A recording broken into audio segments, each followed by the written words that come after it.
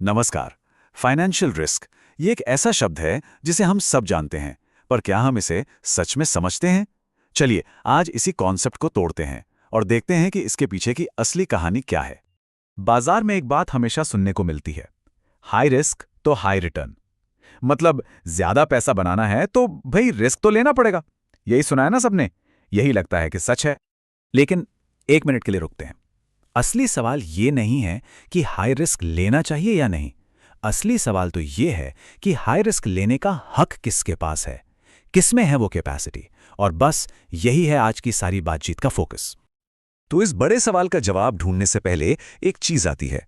हमें पहले रिस्क शब्द को ही ठीक से समझना होगा। चलिए देखते हैं कि इसका असली मतलब क्या है।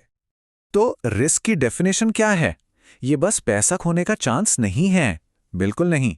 रिस्क का असली मतलब है उस लॉस को झेलने की कैपेसिटी। अगर कोई लॉस किसी की लाइफ को डिस्टर्ब कर दे, उसकी रूटीन को उलट-पुलट कर दे, तो वही उसके लिए असली रिस्क है, भले ही अमाउंट छोटा क्यों ना हो। चलिए इस नई डेफिनेशन को ना एक सिंपल सी कहानी से समझते हैं। ये कहानी है रमेश और सुरेश की, दो अलग अलग इन्वेस्टर्स। तो देखिए, एक तरफ हैं रमेश, सैलरी 25,000, टोटल सेविंग्स 30,000 और उन पे एक फैमिली भी डिपेंडेंट है। और दूसरी तरफ है सुरेश, सैलरी 2 लाख, सेविंग्स 20 लाख और एक सॉलिड इमरजेंसी फंड भी रेडी है। साफ दिख रहा है दोनों की फाइनेंशियल कंडीशन में जमीन आसमान का फर्क है। अब यहां आता है एक बहुत ही दिलचस्प सवाल। सोच के देखिए, अगर रमेश और सुरेश दोनों 1-1 लाख का रिस्क लेते हैं, अमाउंट तो सेम है 1 लाख, पर क्या दोनों के लिए रिस्क भी सेम है? जवाब बिल्कुल नहीं। और यही है पूरी डिस्कशन का कोर पॉइंट। रिस्क नंबर नहीं है, रिस्क है कैपेसिटी। सुरेश के लिए 1 लाख का लॉस क्या है? शायद एक छोटा सा झटका, पर रमेश के लिए वो उनकी लाइफ सेविंग से भी ज्यादा है। उनके लिए ये एक डिजास्टर होगा। तो अब जब ये क्लियर हो गया है कि रिस्क का मतलब कैपेसिटी है, तो अगला सवाल सीधा सा है कि कोई अपनी कैपेसिटी चेक कैसे करे। इसके लिए एक सिंपल सी चेकलिस्ट देखते हैं। ओके, तो अगर कोई हाई रिस्क लेने का सोच रहा है तो ये 4 चीजें चेक करनी ही होंगी।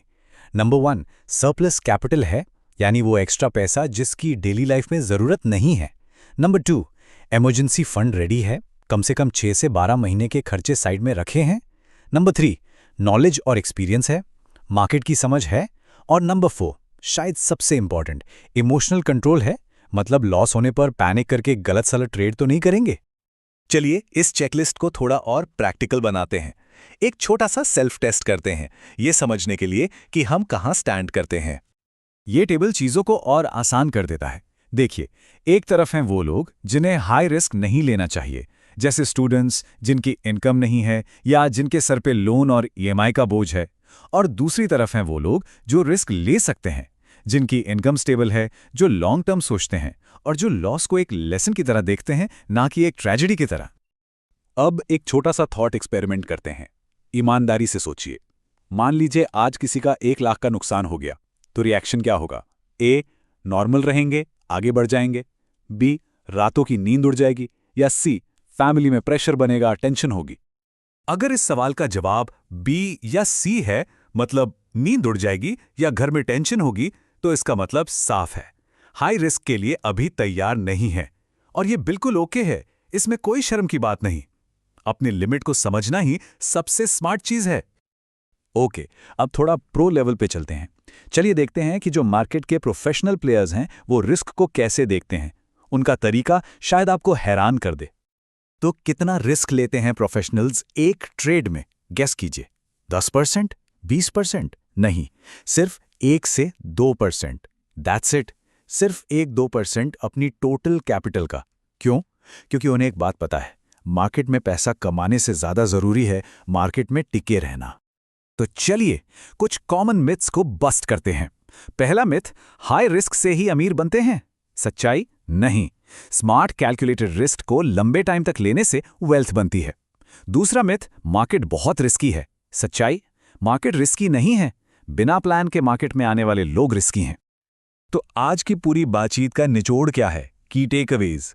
पहला, रिस्क नंबर नहीं, पर्सनल कैपेसिटी है। दूसरा, हाई रिस्क के लिए 4 चीजें जरूरी हैं: surplus money, emergency fund, knowledge और इमोशनल कंट्रोल। और तीसरा और सबसे जरूरी, एक बिगिनर का पहला गोल हीरो बनना नहीं है, बल्कि मार्केट में सर्वाइव करना है।